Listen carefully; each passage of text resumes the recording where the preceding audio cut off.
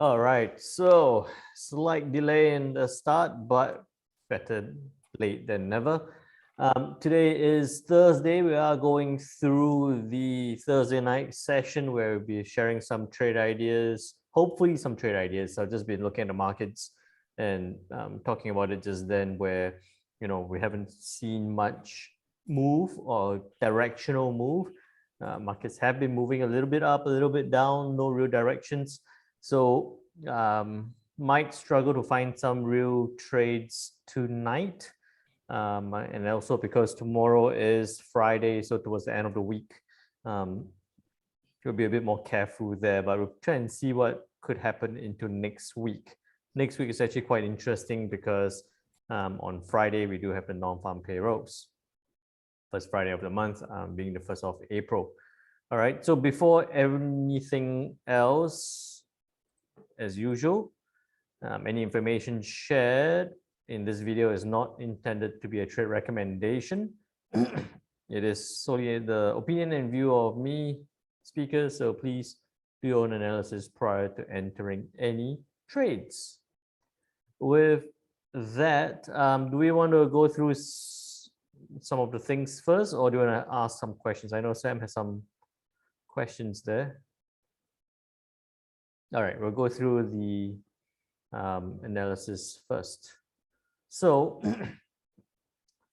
Forex Factory for the news again. We did have, for today, Thursday, we did have the Swiss National Bank rate release, which was no change at minus 0.75. No surprise there. What actually surprised me a little bit was at 4:15, the French services PMI and manufacturing PMI number was a 55.5, slightly revised. Came out, expected 55, expected a drop for both services and manufacturing PMI, but it both came out slightly, the services came out slightly better at 57.4. Why it surprised me, not so much that it turned up a little bit better than expected, but we actually saw quite in the scheme of things, quite a big jump on the euro dollar. And also with the German manufacturing and services PMI, again, both better than expected, but also slightly lower than previous. Also a slight jump in terms of the euro dollar. And then when the manufacturing PMI for the Eurozone and services PMI for the Eurozone came out and it's better than expected and better than slightly worse than previous, no jump, right? So putting all that together, euro dollar moved up, moved back down, moved up, moved back down, and sat right across. But I was a bit surprised with the move because of the PMI numbers. And then for the pound, manufacturing PMI and services PMI came out a bit mixed. No big influence on the pound dollar, but we have seen the pound dollar climb after this news, but not straight away at the news release. For tonight at 8:30, in about 15 minutes time, we do have the US durable goods orders, core durable goods orders and durable goods orders. At this level, I don't think this will move prices too much. Was 0.7%, expected at 0.5% on core durable goods, and durable goods expected to drop from a 1.6 to a minus 0.5, so drop quite significantly. Again, I don't think this will move prices too much. I'm not too concerned for this news.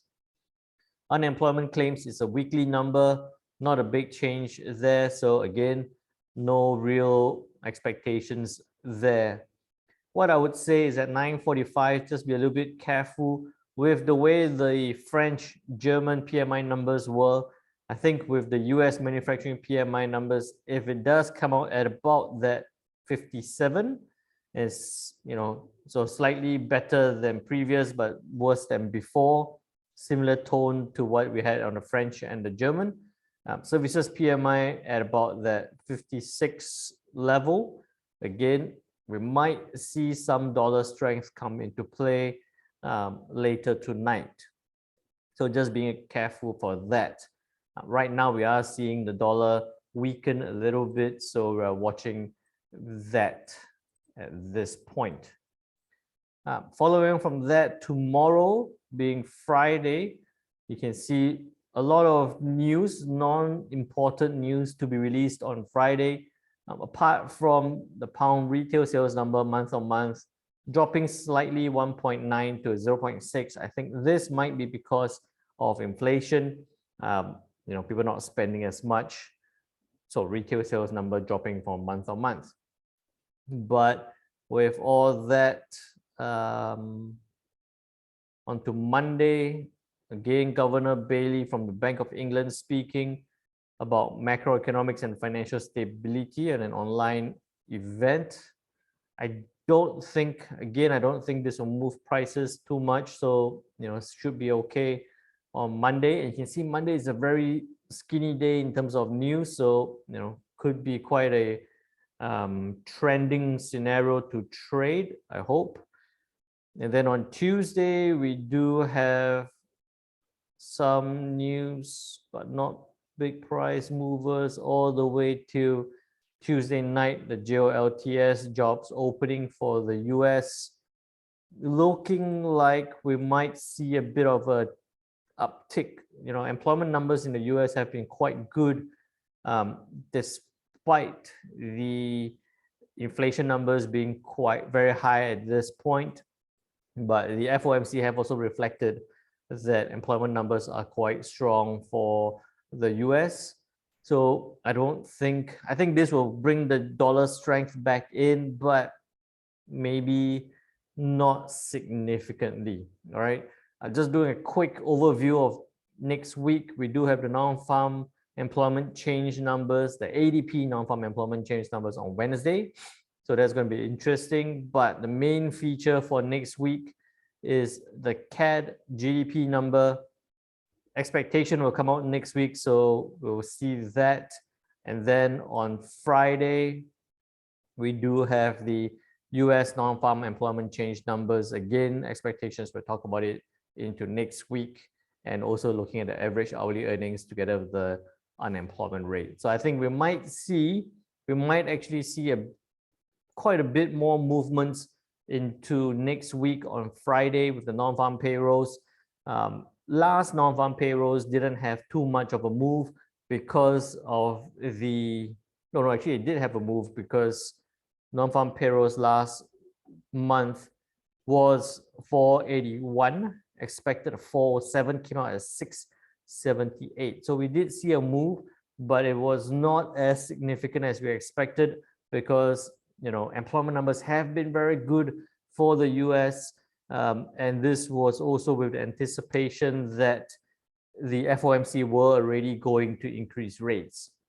So I think what we might see here is that if we see non-farm numbers very strong again, I don't think it will be because it can't keep climbing that significantly.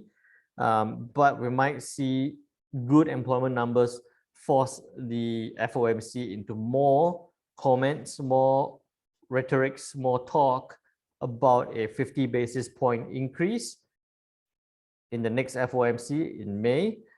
The talk might happen from now all the way to May, and then hopefully they'll take action in May to actually increase rates by 50 basis points.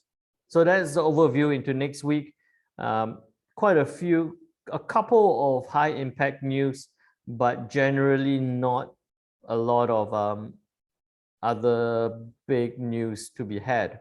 Okay, I think the week after that will be more interesting, where we do have the Aussie interest rates decision, we do have OPEC, we have FOMC meeting minutes, and then on Friday, I think we have the CAD employment numbers as well. So probably going to be a lot more interesting later, middle of April. At this point, towards the end of the month, we're probably going to see markets probably consolidate or trend a little bit, especially given that it's towards the end of the first quarter. All right. At this point, if you have any questions, remember to put it in the chat or feel free to unmute yourself and ask a question at any time. Don't wait for me to pause because I very seldom take a pause. All right. So with that, looking at any questions to start before I move on? No, no questions. Okay. So with that, looking at the dollar index again, right? So dollar index, again, we spoke about it this morning already. The last time we spoke about it, we said we was going to test lower, bounce back up. It did that. Today was a little bit different. It came back down a little bit before now looking like it's going to push back up. I think later into the session, we will see this move towards the upside for the dollar. I'm not sure whether it'll move all the way towards that 99.20 level again. I think we might just see it come towards 99 and then pause there and see what happens from that point. Okay, so I think a slight revision is for it to come towards 99 and consolidate there, same like what happened at these points here. All right, so going through the charts, why I've been saying that today has been really hard work. We've been sitting here watching the charts, looking at it on an H1 time frame, hard work, because look, this was the start of the day all the way to now. Total trading range for the Aussie dollar so far has been 37 pips. And this is right from top to bottom, 36.9, 37 pips, right? So a very tight range at this point, you know, to illustrate it, you can see it actually set right across. No real directions. So if I was looking to enter a trade, I think we had a couple of questions in the club whether we can see Aussie hitting that 75.50 level. I struggled to really say that it could. I think that it will get there, probably going to take a bit longer. But when they asked that question, it was trending slightly lower, but hasn't really found a direction yet. So in days like this, right, the common thing that most people would do is to, you know, scroll or to change the time frame, go into the M15 and then try and find a direction, try and trade that one towards the upside. Possible, but you know, the confidence level in trying to buy right at the bottom after it's dropped that levels, I would go for a bit of a safer one, a safer trade. And also because seeing how that there hasn't been real direction, I would struggle to, you know, really commit to a trade in either direction. So like the same thing now, looking at the Aussie dollar dropping, right? Dropping at this point, I wouldn't be looking to sell it down, just because if it does drop further, then, you know, you can be looking at that. I think 15 pips is very tight for a stop loss. 15 to about 15 is a 1:1 risk reward ratio. Possible, but it's just a bit too much monitoring, too much of a fickle move, because it could very well in this candle swing back up again. So, you know, I'll be very careful with entering a trade on the Aussie at this point, unless, coming back to the H1 time frame, unless we see the dollar gain that strength, right? We're talking about dollar gaining strength. So if the dollar gains that strength and it breaks below this 7469 level, we can be a bit more conservative and say 7465. If it closes below 7465, let me put a line there, then you can say, hey, you know, it's broken today's low point. Okay, this is the start of the day. It's broken today's low point. Can it travel lower? Then we might say that there's a possibility there. Can we trade towards upside? I'll be very careful again. But, you know, again, trading down, this is a counter trend trade. So just be a little bit more careful there. Why I say that I'll be careful trading it up is because putting a line there, if you were to buy it towards the next resistance, then you would have a 20 pip take profit with about a 20 pip stop loss of 1:1 again. Very tight margins for the Aussie towards the upside. So I'll be a bit careful there. I would say look to sell it down if it breaks below that 7465 level. Okay, so in that example, you can be looking to sell down about a 20 pip stop loss, about a 40 pip take profit, or 1 to 2. You have a bit more space. Would be a better setup at that point, especially given that it breaks below today's lowest point for today. All right, so that's the Aussie. Looking at the Kiwi dollar, it's the same picture. It's the same picture. So Kiwi dollar with a slightly bigger move so far. Right, Kiwi dollar top to bottom again, only that 40 pip.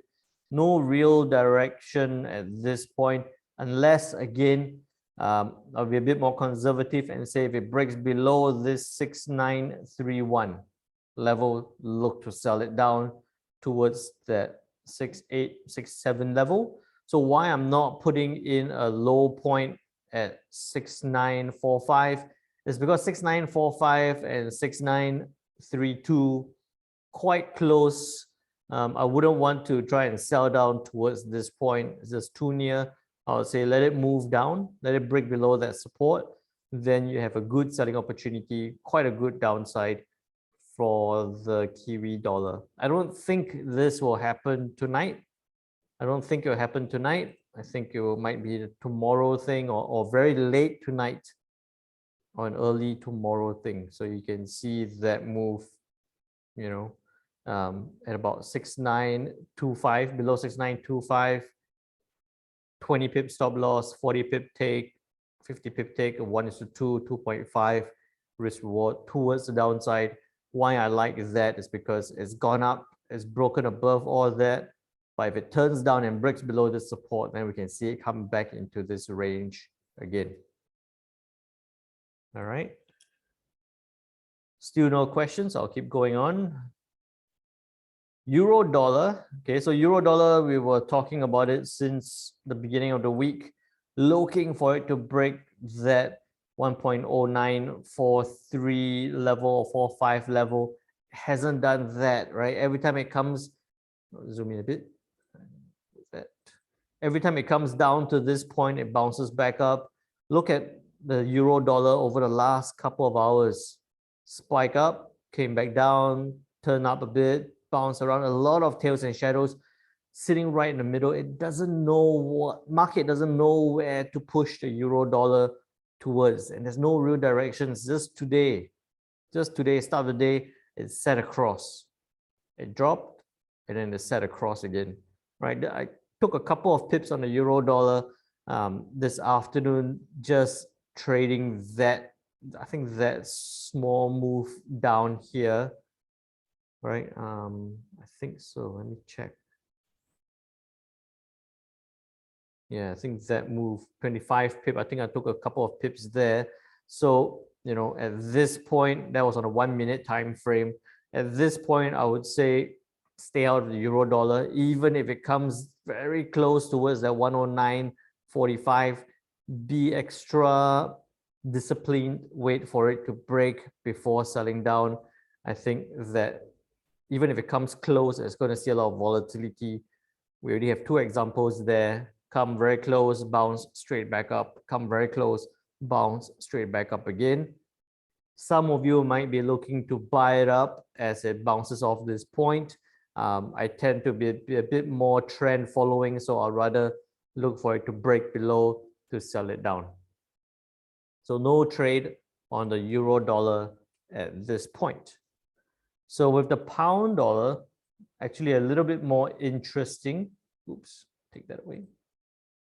So with the pound dollar, a little bit more interesting. We spoke about this on Wednesday. So yesterday, with the pound dollar saying that we're looking for it to come down, test that 1.32 level. Okay, so this big move down coincided with the pound CPI number being released, a 6.2 as I had discussed and I expected, looking for it to, it reacted off that 1.33 level, turning straight down. At this point, the discussion, the idea was whether it could bounce off this level and to trade it back up again. I think that we would say that this is a bit invalid at this point because of how it's reacting to this level.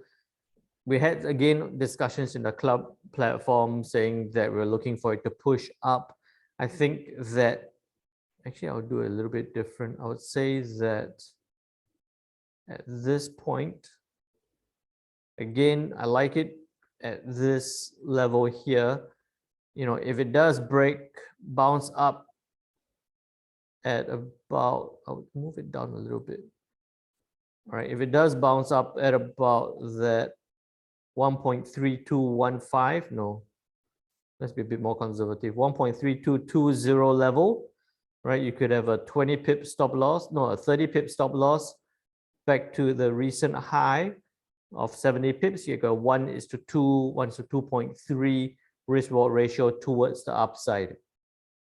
If it were to break lower, be extra careful, because why I wouldn't say look to sell it down. So, most of you already know that I would say look to sell it down if it breaks below this support level, because if I were to tell you to sell at that point, right, with a 20 pip stop loss and a 60 pip take profit level at selling below 1.3185, it's very dangerous. It's very dangerous to be selling at 1.3185. Very dangerous to be selling at that point, because we saw it come lower and bounce back up.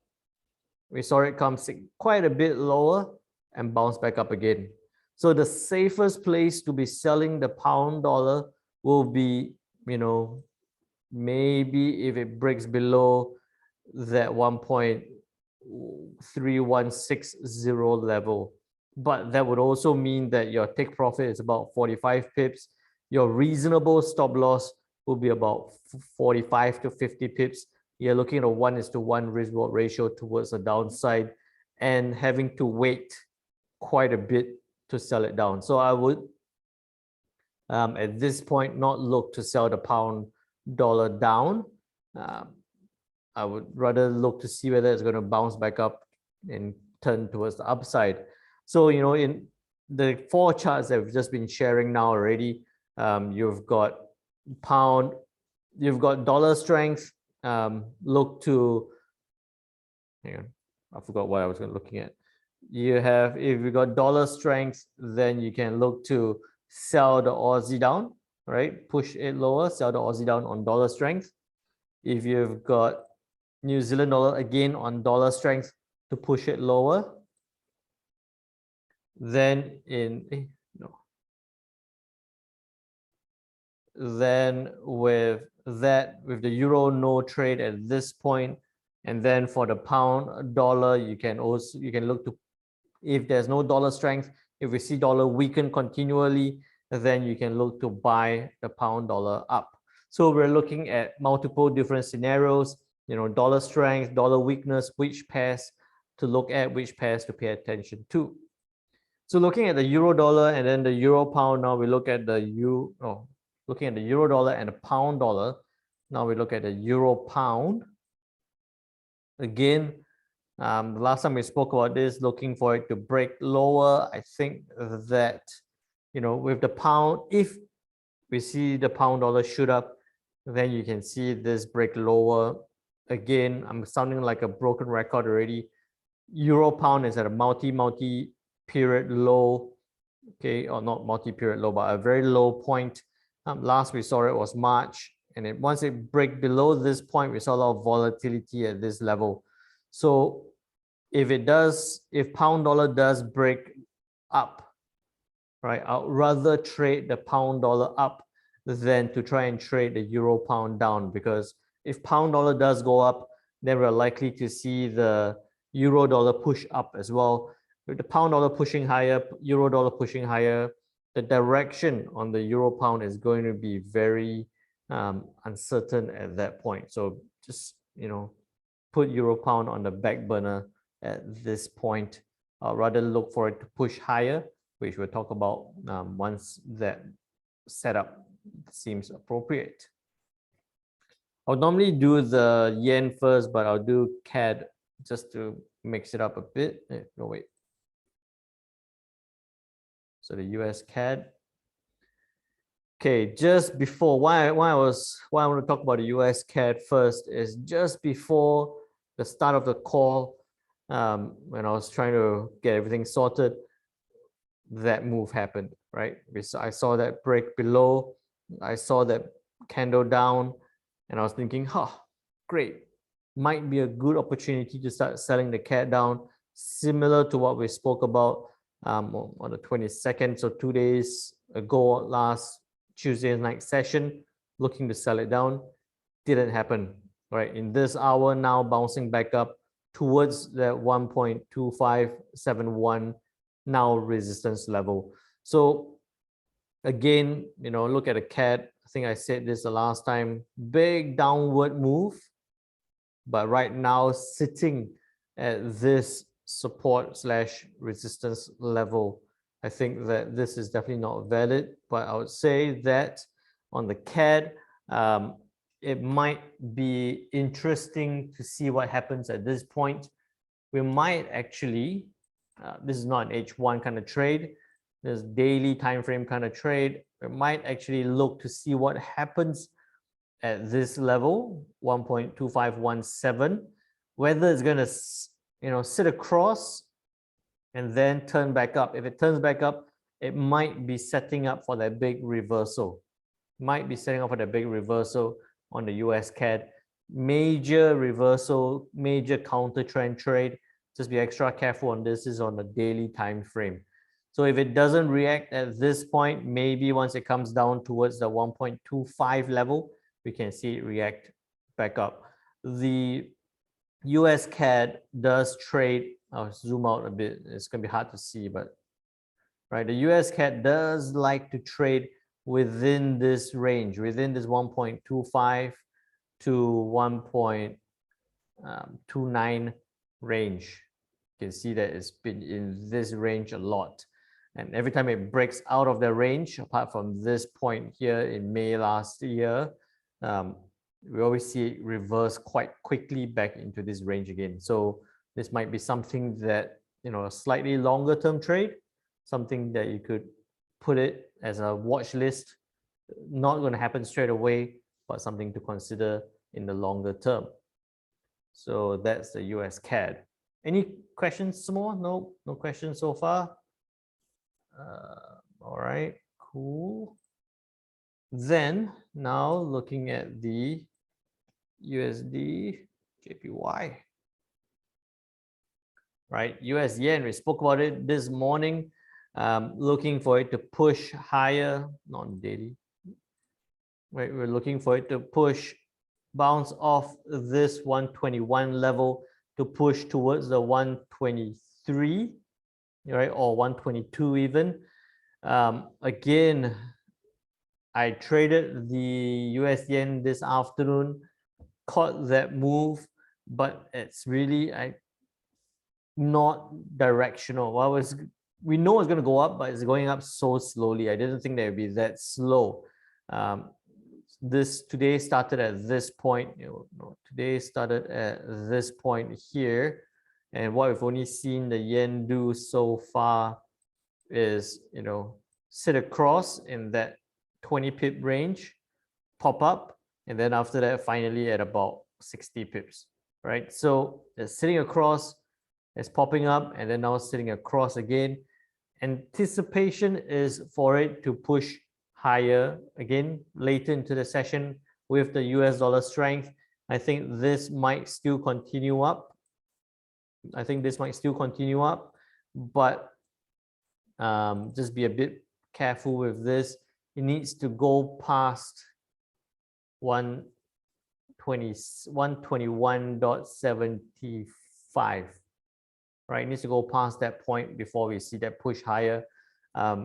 size down on the, if you're trading the US yen, size down on it a little bit, because we're going to see some retracements. It's going to push higher. I'm quite sure it's going to push higher, but we're going to see retracements before push, or consolidation before the push. So, just be a bit more careful with this. Interesting thing is that the US yen generally follows the dollar index with the direction, right? So we see dollar index push higher, we're going to see the US yen push higher, usually, through my experience. But what I saw today was that with the US yen, with the dollar getting stronger, it pushed the euro dollar down, which dragged the euro yen down, which dragged the US yen down as well. So it's getting that correlation a little bit all over the place. So that's why we saw a lot of consolidation, a lot of sit across. I'm still looking to buy it up above 121.75. Possibly if it goes near or breaks above that point, I'll jump into a buy for a short-term trade, maybe even towards 122. Get out, and then if it breaks above that point again, get in again. I'll show this to you on the M15 time frame. You can see a lot of consolidation, a lot of retracements and consolidation at this point. That's why I say above 121.75 before we see a good push towards the upside. Then Euro yen.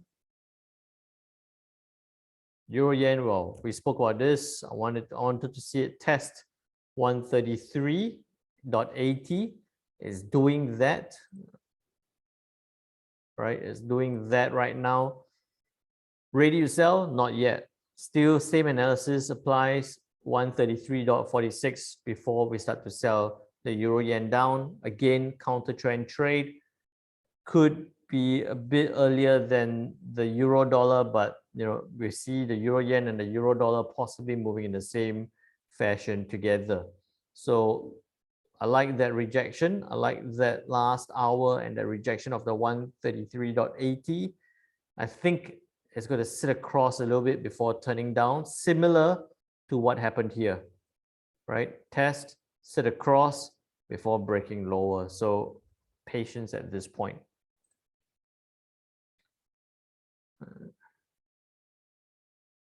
Pound yen.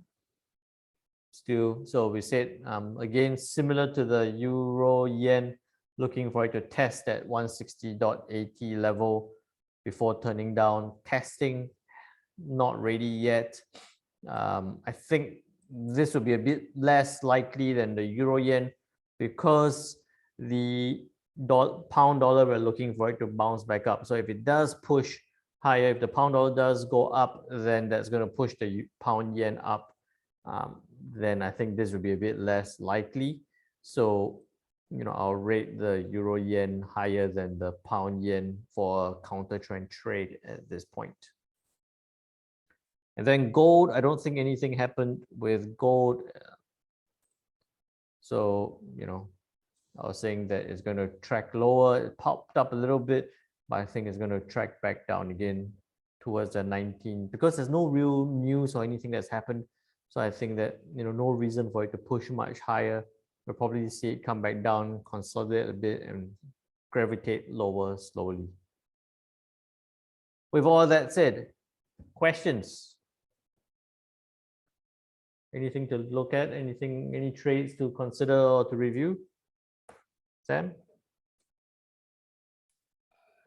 Yeah, as I say, I'm in the process of cataloging, documenting some of your Forex setup. So as you know, Janai, I'm very new to Forex trading, having come from more on the equities, US stock market trading.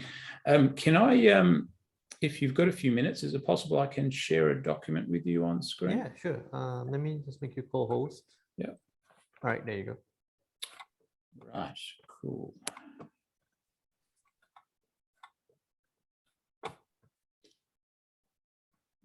Share screen.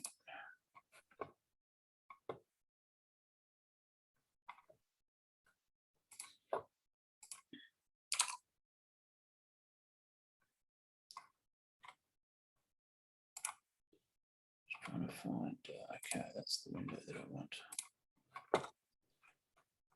Okay, yeah, so essentially what I'm doing is just documenting the setups that I've been hearing about just in the last 2 or 3 sessions since joining the community. So essentially what I'm trying to build is mind clarity and procedural memory about the Forex trading setups, focusing on one setup at a time, building consistency and confidence before moving on to the next. Perhaps starting with the more foundational setups in the beginning. So this framework that you've got here, Jen, I think is great. Maybe one thing I have considered adding to that is some sort of a momentum indicator, but possibly, you know, short-term over a longer term or a longer period EMA, maybe looking at range expansion candles, maybe looking at Heikin-Ashi as just as an indicator to help identify momentum moves. And then what I've started to document is that first trade that I experienced on Tuesday, which I'm referring to here as the US dollar index momentum setup, two-part process. One looking at the US dollar momentum based on the same 5-step, maybe 5+1 step entry rules identified in the table above, and then on that basis then selecting a currency pair that best meets the same 5-step entry rules, quite similar to what I think you've gone through today. But I just wanted to sort of get a sense of as to whether I'm on the right track here with documenting this kind of foundation setup. Yeah, I think you're on the right track. I would probably not think too much about the M15 at this point. So probably H4, H1. Then yeah, so you look at the dollar index momentum, you get the direction of where, you know, the dollar should be heading, and then after you look into the individual pairs. Yeah. Okay, cool. Any comments on? I've yet to get to these other sections here. Identifying exits. I would be imagining if this is based on a momentum move, what you might be looking to do is looking for candles that actually break out from the 10 EMA, and then as those candles start to essentially loop back and touch. Excuse me, I've just got some kids in the background. As those candles come back into touching the short-term EMA, that might actually be the trigger for exiting the trade on a momentum basis. Yeah, so you know, you can always choose to exit a trade as it hits based on an indicator, whether it's momentum or whether it's a reversal indicator, MACD crossover, or you know, SAR or outside Bollinger Bands, all that put together. Yeah. Or you can even just be based on a support resistance, you know, hits a support or resistance levels, get out there. So some other times we've just put in as a number target. You know, so you know, if it hits my 40 pips, and even if it's right in the middle of everything, I would get out at 40. I'll reevaluate again. Like I was sharing in the club, saying that, you know, at about 30, 20, 30, 40 pip level, usually we're going to see a reversal or consolidation of price before a move again. So, you know, I would usually get out my trade there. If I'm watching it, I'll get out my trade there just so that I secure the profits and then reevaluate for the next trade. Or, you know, you might have another currency pair that's going to give you that 30 pips faster than holding on to this trade to sit through that consolidation. Yeah. Gotcha. Okay, great. And one last question: where would you suggest the next setup would be to look at? Maybe a consolidation breakout, or what would be kind of the next in sequence from here? I think the next one you probably want to try getting used to will be, I don't want to say consolidation breakouts, but I would say more trending breaks. So when it breaks above a resistance level, or if it breaks below a support level, those are actually the better trades, to the so-called textbook trades I would love, because it follows the trend and it breaks above or below a support level. Then one, you've got momentum and trend following, and then you've got the levels. Once it's broken, you're going to see quite a significant move as well. Great. Okay. No, that's very useful. Thank you for that. Apologies if I've taken some time away from the other guys. Sure, no worries. I don't think anyone has questions. Everyone's a regular, so. Any questions, anyone else? I think if there's no questions, I'm just going to do this one quick recap. So US yen is starting to move. I'm just looking at my charts here as well. So that's why I saw that US yen is starting to move towards that 121.75. Currently at 67 now. So look for that, especially now that we're 8 minutes to the candle close. This could be something that, give it a little bit of time, could push higher in this 8 minutes. If it closes, especially on the H1 time frame, if it closes above that point, we're likely to see we could see a good move towards upside, because that's a nice green candle moving up, and as I'm moving my mouse, it's following it. So do that, go up, right? So you usually see when you have a nice strong candle pushing it higher, then you see the US yen push higher as well. So at this point, I would say that the US yen is the most likely. Everything else is still sitting across or reversing. The euro dollar is turning back down again. So again, something to pay attention to, whether it's going to come towards this point and bounce. I'm not looking to buy, but I know some of you would. Or if it breaks below that point, then I would be looking to sell it down, and nothing much else, right? So that's the last point of discussion. The dollar index is pushing higher at this point. That's why we see the US yen pushing higher, but Aussie and Kiwi is just sitting right across.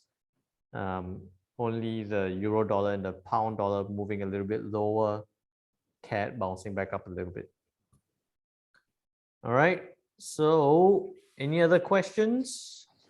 Not a lot of trades, right? So especially for Sam and anyone else who is watching this now or later, not every day you're going to be firing out 5-10 trades at a time or throughout the day. I think 2 days ago I had 10 trades. Yesterday I had 3. Today I have nothing. Oh, and I have 2, right? I think I might have another 1 or 2 more later tonight, but it's not always going to be big number of trades and easy trades. Some days I will enter a trade, it will jump straight away. I'll make 30 pips straight away. Some days I'll enter a trade, make 5, make 10 over a long period of time, get out, get into another one, make 5, make 10, get out again. So you got to mix and match the trades based on the market. Not always going to be textbook. With that, I can tell you that the US yen is at 121.70 right now. So coming very close, 6 minutes to the candle close. Any other questions? If there's no questions, we'll keep it short and sharp. We'll see you tomorrow for the CAD and some cryptos. Take care now. Good night. Good night. Bye-bye. Bye-bye.